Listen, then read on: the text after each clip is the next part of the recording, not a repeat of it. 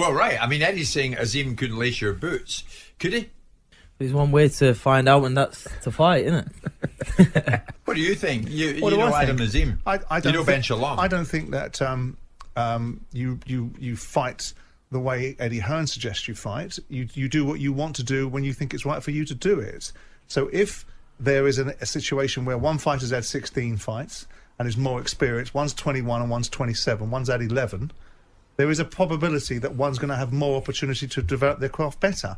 So if I'm Adam Azim, this is me speaking and not Ben Shalom or Adam Azim, I'm looking at it going, I'll get to you. I'm the European champion, you're the British champion, right?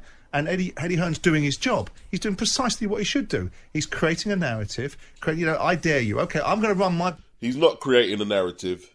He's asking the European champion to fulfill his mandatory obligation. If it was just a case that he was 21 and Dalton's 27, so he's got more experience and more fights, but Adam didn't have the European title, well, Dalton wouldn't even bother with him. Why would he bother calling him out? It's got nothing for him. And they're acting like it's a huge gap in experience. Dalton's had 5 more fights. 5 more fights. And Eddie Hearn's doing his job. He's doing precisely what he should do. He's creating a narrative. I dare you. Okay, I'm going to run my business the way you want me to. No, I'm going to run my business, if I'm Ben Shalom or Adam Azim, the way I want to. Once you get in the title belt picture, you're not running your business. You're fighting for a sanctioned belt. Being a champion means you have deadlines called mandatories. Learn something about the sport. This is a European mandate. In fact, it's a 2-way mandate. Adam's also mandated to fight for Dalton's British title. There's other contenders as well, like the winner of the silver belt, Carney versus Fernandez, where you don't think they want a shot at the title.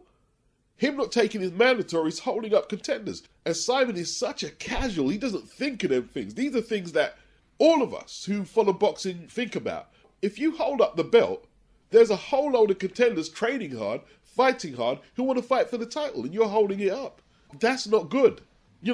There's people in the rankings like Sandor Martin, who's took Teofimo Lopez to a split decision and arguably lost. He dropped Teo. He was a European champion. Who did he duck when he was European champion? If you're old enough to fight for the belt, you're old enough to defend it against all comers. No, I'm going to run my business, if I'm Ben Shalom or Adam Azim, the way I want to. And I'll get to you when I get to you. I'll get to you when I get to you.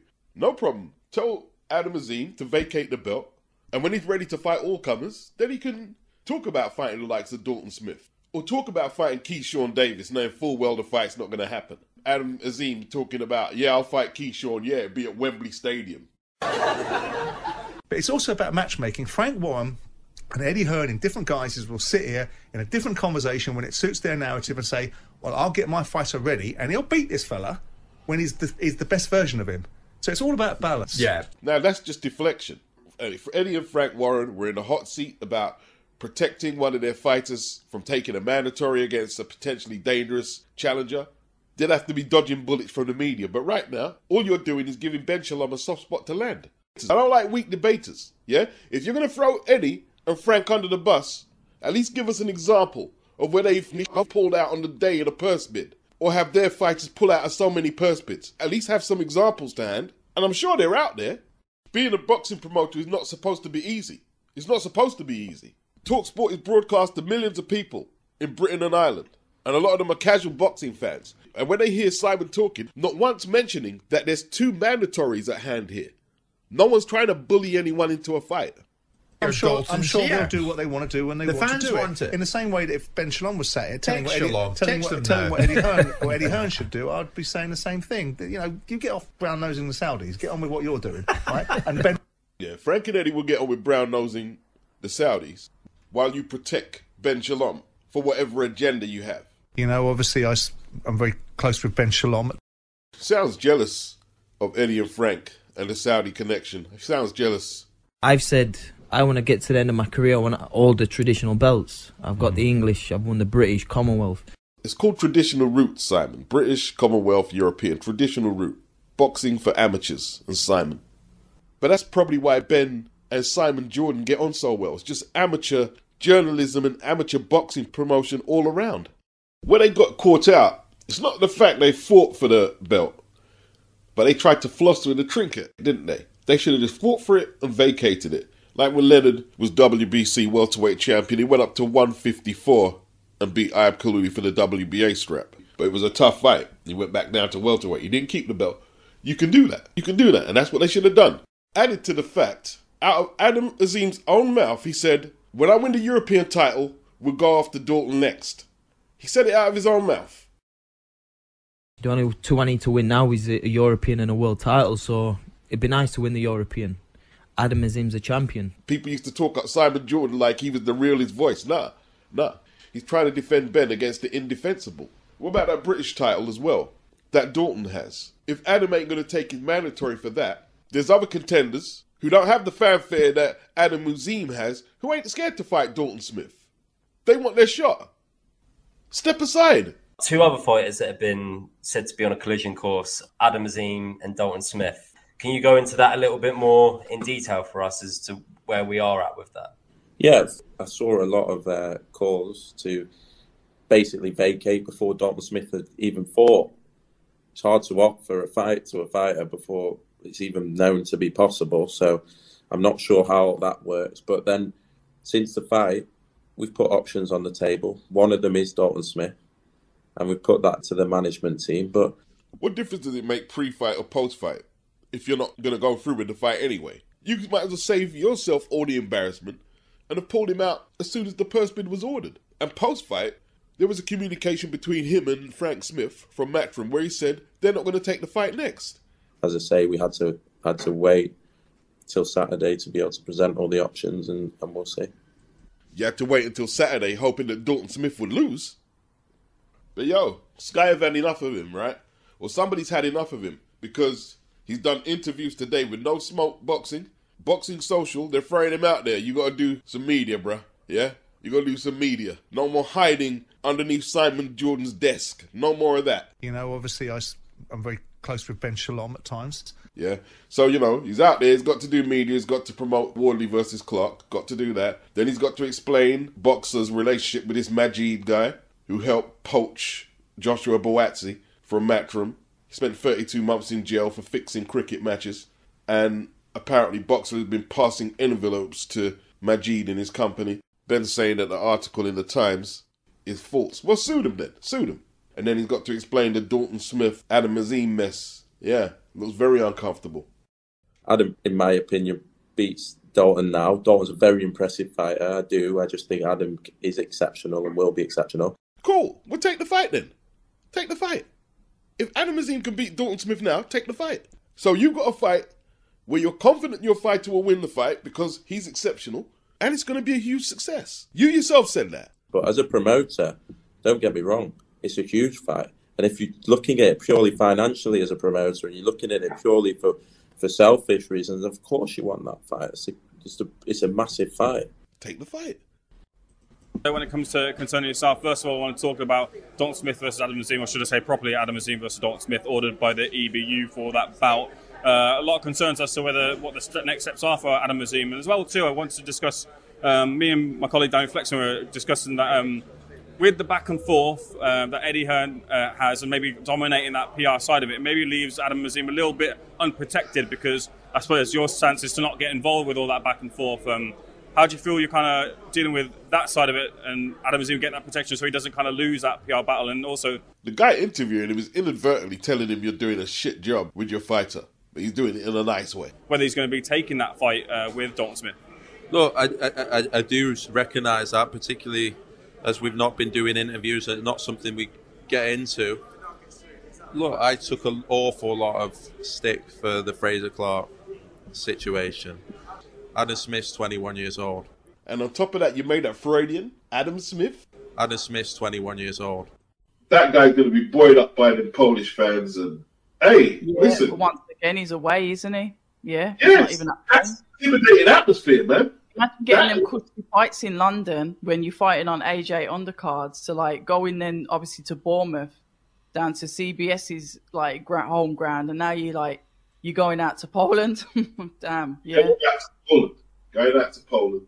I know a lot of people in Britain are laughing at this fight, thinking, OKOLIE's just going to bowl him over. Rosansky is 15-0 with 14 knockouts. Only one of the fights have went 4 rounds. That was a 4-rounder. Most of his fights end in round 1 or 2. So he's going to come after OKOLIE, who hasn't fought since March last year, over a year ago, where he was floored for the first time in his career. He was floored a couple of times. And you're walking straight into a banger in his backyard with these Polish fans who are going to be supporting Rozanski for everything they have. Do you know the government actually helped fund his title fight win against Alan BABIC? That's how much they wanted a champion. People are taking it for a joke, like, this is just, we just go in there, take the belt and walk out. Won't be that easy. You shouldn't be calling out Dillian. Lawrence OKOLIE needs to know what to expect when he goes in there. Just picking that back up with Alan BABIC. Alan, we were talking about some of the news in the boxing sphere, and it's quite interesting because, first of all, Lawrence OKOLIE is taking on Rozanski for the Bridgeweight title. You've sparred a lot of rounds with OKOLIE before, and you fought Rozanski. How do you feel Lawrence will do in trying to take that title from Rozanski? I told already to Lawrence on the sky, you're outside, okay. I told Lawrence on the sky, you gotta be prepared because everything in that racial Poland is gonna be against him, very hostile. So I couldn't deal with that. I didn't deal with it good. I was unprepared for the fight. I went out to my Dubai camp as a perfect shape, and inside of the 10 days they destroyed me with the food, with a bed, with everything. Destroyed me. So you gotta be careful of that. This is much more fight of outside factors. But boxingly talking, I think I should have beaten Rozanski, and Lawrence OKOLIE should beat Rozanski. So boxing, he's better and everything, but he should be careful. The 28th, I said that, and today, Alan BABIC comes out and says he contacted Lawrence OKOLIE to watch out for the Polish crowd, the food, the bed, and any other tricks they can pull off to keep that belt over there. And Alan BABIC confirmed it all. He said what I said. OKOLIE should be able to beat him, but it's not just the opponent.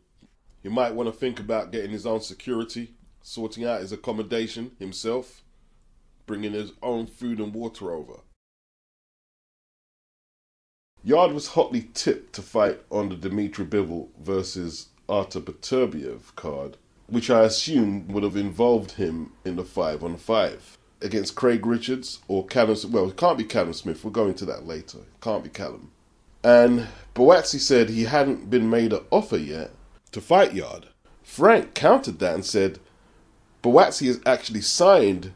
The hold-up is with Team Yarde.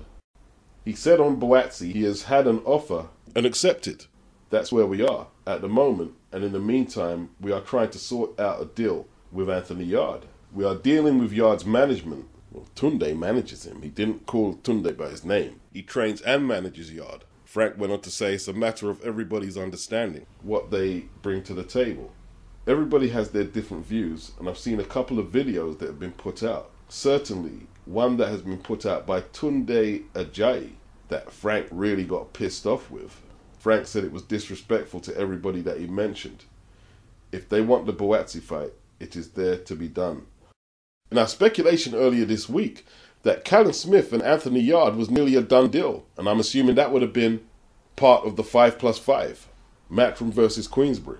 Paul Smith, however, said on June the 1st, around June the 1st, Callum is getting married, and he was taking shots at Tunde. And Tunde, I don't know if he was trolling, he was kind of stirring it up, let's just say. I'm still trying to find a video which made Frank so pissed. I looked on YouTube and on Google, but I couldn't find nothing. Tunde pissing off Frank. They're saying that Tunde went on a rant looking for more money, and to support that, Frank is urging Anthony Yarde to take a 50-50 split on pay-per-view and get the fight done. Frank said, Yarde is the more popular fighter, but Joshua is ranked number 1 in a couple of the sanctioning bodies. Now, I have to hear Anthony Yarde or Tunde Yarde's take, hear their side of it. But I will say this though, BUATSI turned down a title shot, a 7-digit offer to fight Dmitry Bivol early last year. And now he's struggling to put together what, for not wanting to sound disrespectful, is glorified domestic dust-up against Anthony Yarde. Yarde is claiming the A side according to the evidence I'm putting together here.